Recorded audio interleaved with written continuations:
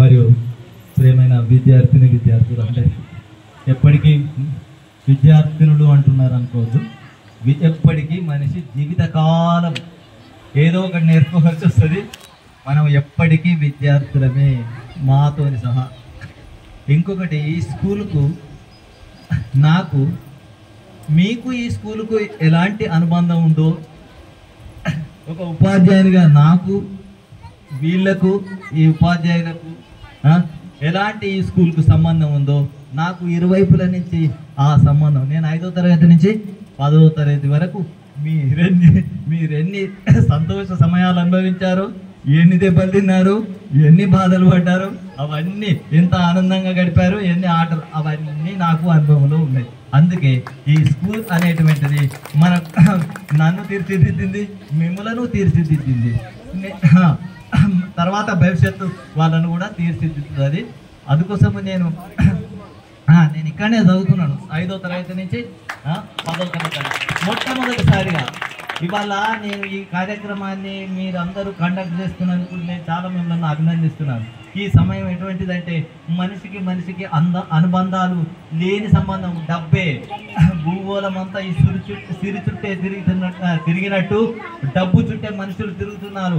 బంధాలు, అనుబంధాలు, అన్న లేరు అక్కడ ఎవ్వడికి వాడే యమునా తీరైన సందర్భం లోపల మనుషులు ఏదో రూపములో సమూహాలుగా ఉండి సమాజంలోని మంచి చెడును చర్చించుకోవలసిన అవసరం ఇయ్యాల సమాజానికి ఉంది, మనందరికీ ఉన్నది. అందుకోసం ఇలాంటి కార్యక్రమాలు ఏ రూపంలో అయినా కానీ, ఎలాంటి రూపంలో మనుషులు కలుసుకోవలసిన ఒక్క దగ్గరనే ఉండి, ఒకటే ఆఫీసులో ఉండి, ఒకటే పట్టణంలో ఉండి, ఒకటే ఊర్లో ఉండి, ఎక్కడికో ఎవరికి వాడికి సంబంధం లేకుండా బ్రతుకుతున్నటువంటి ఈనాటి సమాజం లోపల మనిషికి నిజంగా ఏదైతే ఉండవలసిందో, ఏ ప్రేమతత్వం అయితే, ఏ అనుబంధం అయితే ఉండవలసిందో దాన్ని మనము పూర్తిగా దానికి దూరం అవుతున్నటువంటి క్రమం లోపల ఇలాంటి కార్యక్రమాలు అనేటువంటివి నిర్వహించడం అనేటువంటిది చాలా గొప్పనైనటువంటి విషయం. వాళ్ళను ప్రతి ఎక్కడైనా నేను అభినందిస్తున్నాను. ఇంకా విషయం ఏంటంటే, మిత్రుల కాలాతీతం అవుతున్నటువంటి సమయము, విద్యార్థులు చాలామంది నా అనుభవంలోనే చెప్తాను, మేము ఒక గోల్ రీచ్ చేసుకోలేదు, మేము ఇంత సంపాదించలేదు, వాడు అంత సంపాదించాడు అనేటువంటిది ముఖ్యం కాదు. మన జీవితంలో మనం ఎంత సంతోషంగా జీవిస్తున్నాం అనేదే ముఖ్యము. జీవితం అంటే జీవించడానికి, అది సంతోషంగా జీవించడానికి.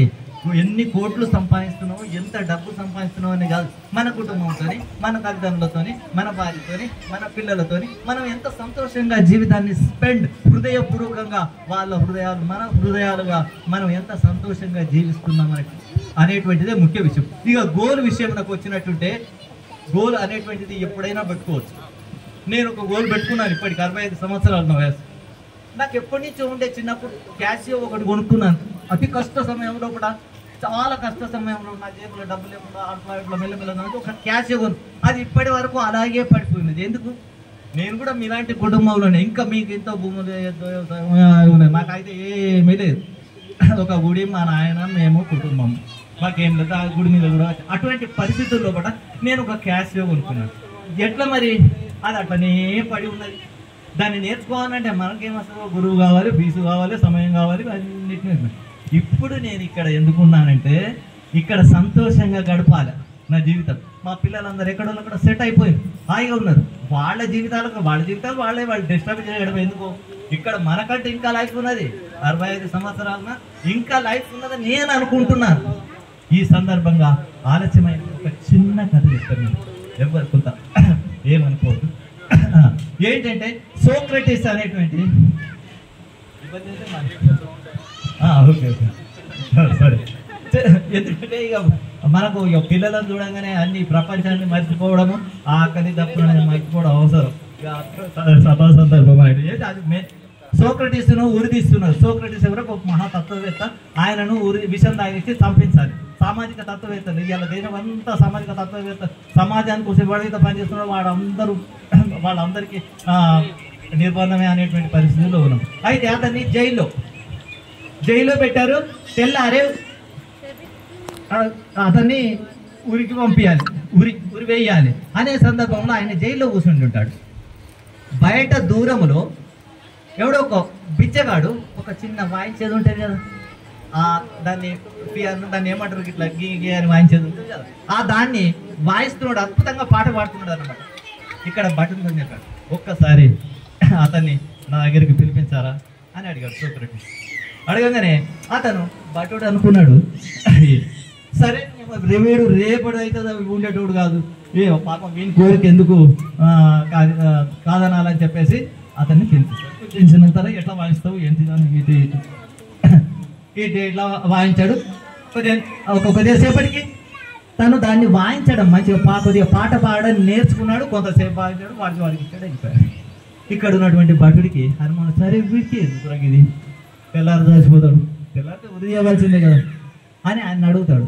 ఏమయ్యాను రేపు ఉద్దిస్తాను, రేపు ఏంటో ఎవడికి తెలియదు, రేపు చావు కావచ్చు, ఇవాళ సంతోషాన్ని నేను ఎందుకు వదిలిపెట్టుకోవాలి, ఈ నేర్చుకోవడం అనేటువంటి సంతోషాన్ని నేను ఇవాళ ఎందుకు వదిలిపెట్టుకోవాలి, అందుకే నేర్చుకున్నాను. రేపు ఉద్దిస్తే ఉద్దియండి, కానీ రేపటి ఊరి కోసం, రేపటి మరణం కోసం, రేపటి చావు కోసం నేను ఇవాళ ఈ సంతోషాన్ని ఎందుకు వదులుకోవాలి. మనం అందుకోసమే ఎంత సంతోషంగా బ్రతుకుతున్నాం అనేటువంటిది ముఖ్యమైనదానికి ఇది ఉదాహరణగా చెప్పారు. ఈ ఇచ్చినటువంటి అందుకోసమే నేను ఇక్కడ ఉంటున్నాను, నేను క్యాచువల్ ప్రాక్టీస్ చేస్తున్నా. ఏవైతే పూర్తి కానీ చిన్న చిన్న కోరికలు ఉన్నాయో ఆర్థిక పరిస్థితులు అవన్నీ పూర్తి చేయడానికి నేను స్వాతంత్రంగా ఉండడానికి కోసం ఈ గ్రామంలో ఉంటాను. ఎప్పుడైనా మీరు సంతోషంగా మీ దీర్ఘ సమయంలో వస్తే మేము కలవండి. అందరికీ అభినందనలు, ధన్యవాదాలు. థ్యాంక్స్. ఇప్పుడు మనకు సోషల్